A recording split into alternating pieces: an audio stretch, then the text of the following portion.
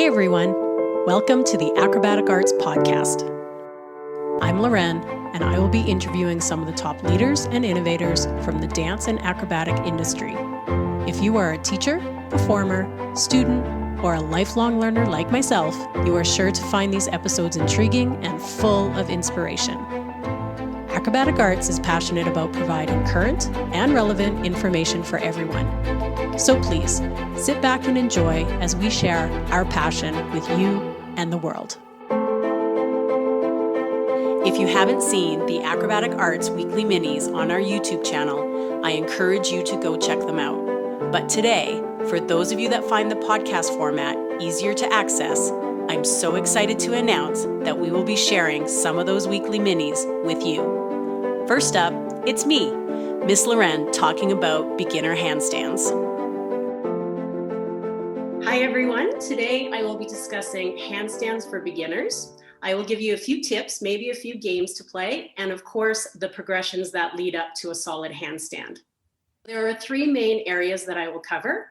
One, the preparation that you need for handstands. Two, handstands at the wall.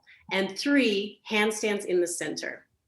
Before you start handstands with any beginner of any age, doesn't matter what age they are, you want to make sure that they are strong enough to support themselves upside down, as well as flexible enough in the shoulders and the wrists and even the legs. So these are a few skills that I use with my students: crab walk, bear walk, and seal walk. So you can have fun with these skills. If they're young enough, you could actually have them pretend to be the animal. So you would pretend to be a bear, ask them what their bear's name is, what color it is, how it moves down the mat, anything to keep them upside down and on their hands and feet as long as you can. You can also use these in your relay races. If you do relay races at the beginning of your class for warm-up, these are perfect skills to use in your relay races, and they're getting the body conditioning that they'll need. When you're practicing these skills, start to think about the technique that they'll need for their handstands. So keep the hands and feet in the parallel position, and that will help. A few stationary skills that I use: downward dog. So you can see in downward dog, we're working on the upper body strength. We're also increasing the flexibility of the spine, as well as the hamstrings and the calves. So downward dog is a really nice one. If you add sort of some rocks forward and back, then you can see that they're almost shifting into that handstand position. We also have tabletop. Tabletop is great for overall strength. It also works the flexibility of the shoulders and the wrists. So again, tabletop's a good one. Have them hold it as long as they can every class with the hips up high. Obviously, if their hips are sagging or if they can't hold it, they probably aren't ready for a handstand. Plank. Plank is a wonderful position to work on for many things, not just handstands. At Acrobatic Arts, we do have a saying: when in doubt, plank it out. So use your plank as much as possible, again with the correct technique of the shoulders in line with the wrists, and this nice straight body alignment from the heel to the top of the head. That will really start teaching them the correct alignment that you want them to eventually have in their handstand. Then we have hollow position. Hollow is maybe one of the most important skills that they will learn. And in my opinion, it's one of the toughest for them to do properly. So we want the arms super straight and squeezed tight to the ears. Their shoulders, their arms, their head will lift off the floor. Their legs are also straight and together, and they will also be lifted off the floor. So only the back part of the body is on the floor, and they have to engage their ribs and their core muscles to get that nice hollow position. But trust me, if you work to get a nice tight hollow and your students can actually understand and achieve a good hollow position, it'll be that much easier for you to get them to do a solid handstand. So now, how do you know when your students are ready to start going upside down? Well, they'll be able to do all these preparation skills very well. And then it gets exciting. Now we're going to go to the wall, and they get to go on maybe 3 parts of their body or maybe only 2 parts, their hands. Everyone's super excited at this stage. But remember, you want to start talking about the correct handstand technique right off the bat. So we talk about the fingers being spread nice and wide and engaged. you start to think of your hands like your feet. So we really want them to feel the floor and start to almost grip the floor. We call it spider fingers. The ball of the hand will be on the floor, so there's not as much weight on the heel, and their knuckles are up. The arms are again tight to the ears. The arms shouldn't be wider than shoulder distance apart, and that's something that beginners usually do. They have a wider base, so make sure they bring it in under their shoulders. We do want her hips coming in line with her shoulders and her wrists, and we call that a nice stacked position. And also her head will be in line.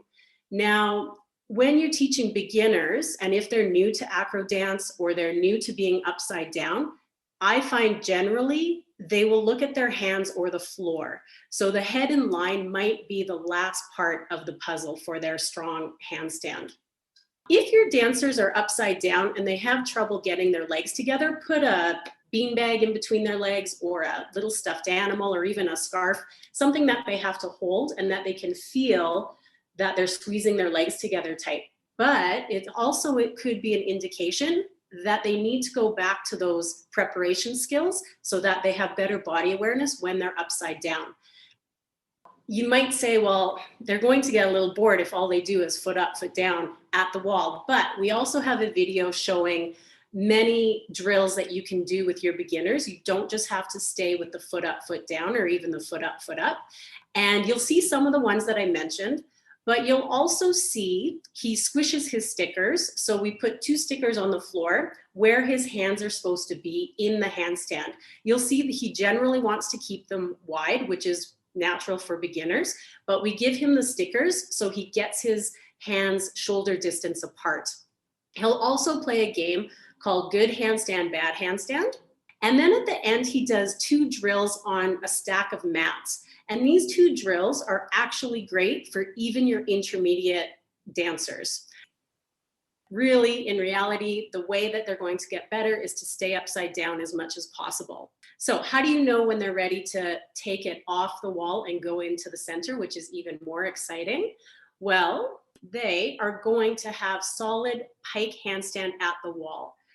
We call it a pike handstand not because it's in a 90-degree pike position, but there's a pike at the hips. So the legs are actually on a diagonal.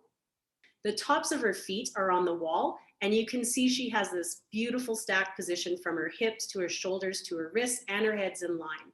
So if your dancers are starting to look strong in their pike handstand at the wall, they can start to do straight handstand at the wall, and you can start moving them into the center. Once we're in the center, we start with an L handstand. Now, we always want your dancer to start with a nice beginning and a nice ending position with correct posture. So teach them that right away. They're going to transfer their weight into their hands. They're going to kick up one leg and then the other.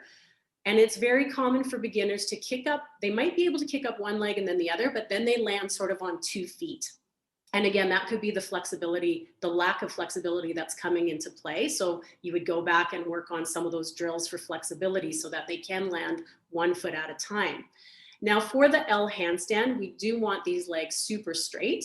The head will be in line, and we want the correct technique of the stacked position. So if they really understood the stacked position at the wall, they should have no trouble bringing it into the center. When you have that flexibility combined with the strength, you can get wonderful skills. And of course, you're going to do this on the right and the left sides with your dancers. Now, a game that I like to play with L handstand, I'll say to the room, who can tell me a food that starts with L? If they can, maybe lemon, lime, loaf of bread, they get to do their 5 L handstands on their right and the 5 on their left. If they can't come up with a word, then they're going to have to do their 5 L handstands on their right and left and maybe 10 burpees or 10 tuck jumps, whatever you think they need to work on. And then if they get really good at the L's, they can tell you a name that starts with L or something at school with L, a color with L.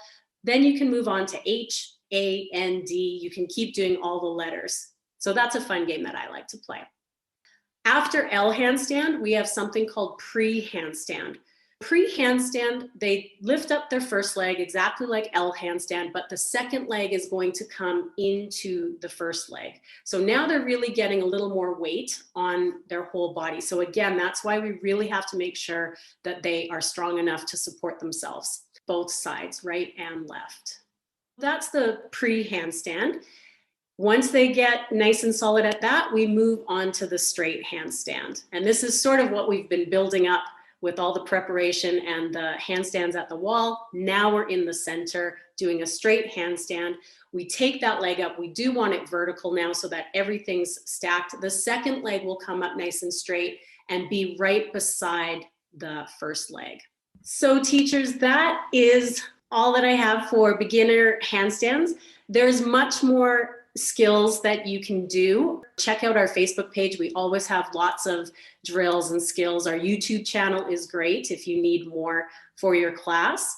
I do have a quote for you today that I saw, and I thought it was perfect for handstands and perfect for sort of the time that we're living in. And it goes, if you feel like you've got the world on your shoulders, do a handstand and have the world at your feet. Don't forget, our next guest is the amazing dance and acrobatic physiotherapist, Tim Buckley. If you have a question for Tim, please send it to podcast@acrobaticarts.com. Hope to hear from you soon. Thanks for listening, everyone, and have a great day.